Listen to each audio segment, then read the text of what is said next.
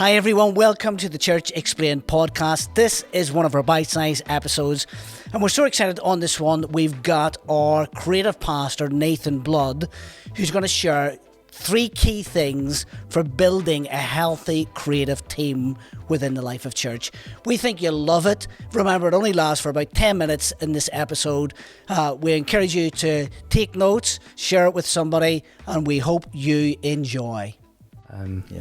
No, I love it, and I love because we've worked quite closely. Because obviously, you led the youth creative team for many years, and when I was a youth pastor, and that whole thing around character, it just reminded me that some of the best worship leaders or the best team players we've had have been those, definitely those of character. They might not have been the most gifted, but they were the best for us.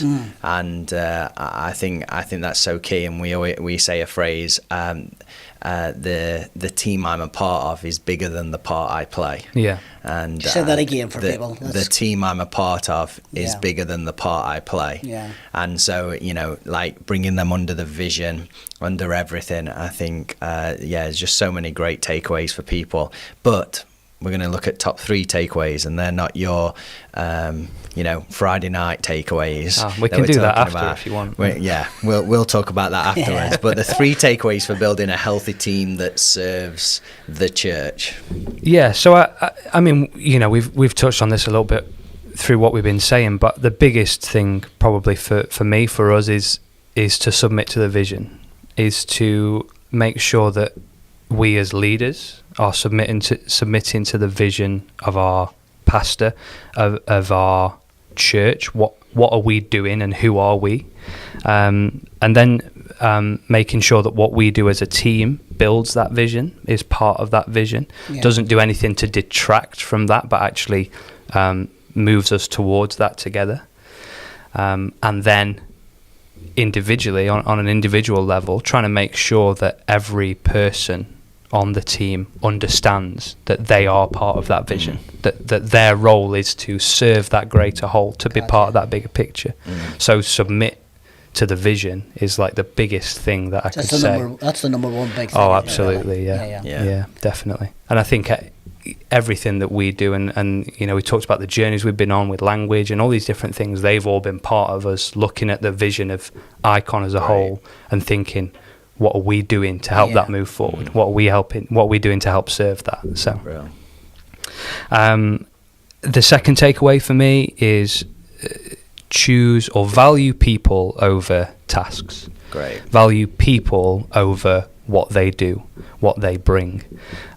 Because, as we talked about, people can come with all sorts of baggage or all sorts of ideas of grandeur and fame and these different things, or people might come with the lowest self-esteem, and and you've got to draw them out of the cell. People can come in all sorts of places, but the church is people, right? It's not what we do on a Sunday. We're putting together a service and we're trying to create these moments and these atmospheres of worship, but first and foremost it's bringing people together in unity and community to worship God together. And that worship, as we said, isn't limited to the songs that we sing. It's all of our lives together. And so for me, making sure that I as a leader am focused on the people that make up the team rather than the roles that they do, rather than the things that they do week in, week out. That actually my focus is on,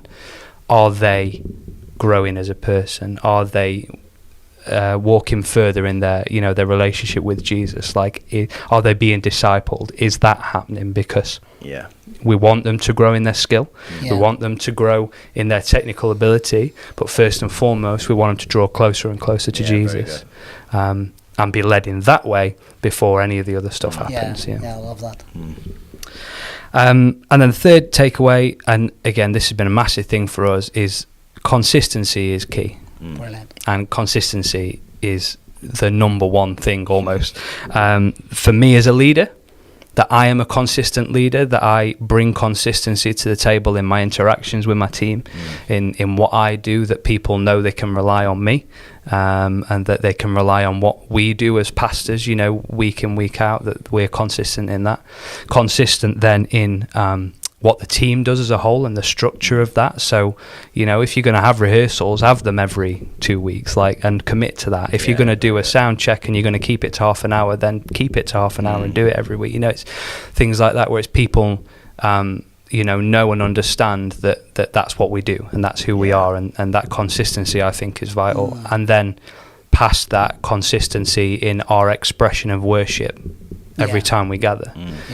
Because again, like talked about earlier, style and lyrics, theology, all these things come into play, but we want to make sure that week in, week out, we deliver a consistent experience, that if a new person turns up one week and thinks, wow, that, you know, I've never experienced anything like that, they turn up the next week and think, yeah, that's exactly what it was like last week as well. You know, it's that they get that same experience, that they get that consistency. Because for me, that's what when we've got that consistency, and it's a strong consistency that we bring, that's what leads people on that journey then of getting involved, of sticking around, of building and becoming part of what we do. And that's it. That's all we've got time for. I'm sure we'll be jumping into another creative worship, songwriting. I think let people know about the creative resources that are available.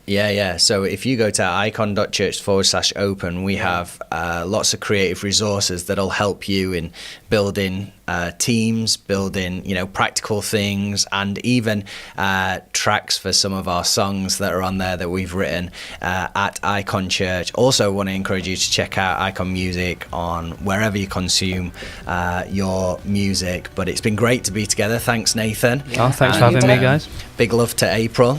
Cheers. And Nova and Roman, and Roman will be on drums when he's 4 years old. But that's it for this episode. It's been so good to share around the whole thing of creative team building the church, and just want to say thank you for listening. Remember to rate, review, subscribe wherever you're consuming this content. Drop us a message if you want any help with anything. Drop us a comment if you have any questions. We'd love to hear from you. And let me just remind you again, icon.church/open. Go on there. There are free resources, not just around creative, but around many areas in church. Well, that's been it for today's episode, and we look forward to seeing you next time on the Church Explained podcast.